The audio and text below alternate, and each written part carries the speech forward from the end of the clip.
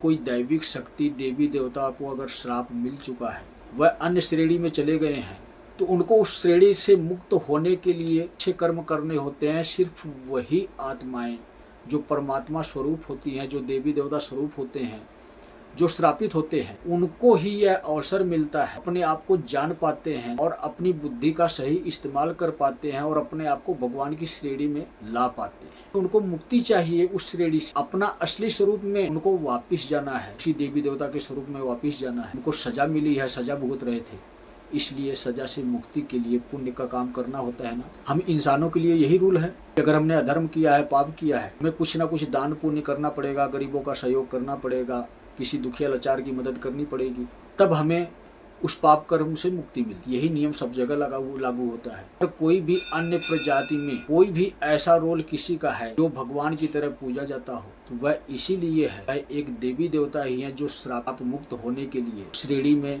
अच्छा कर्म किए, तब वह उस श्रेणी से मुक्त हो पाए।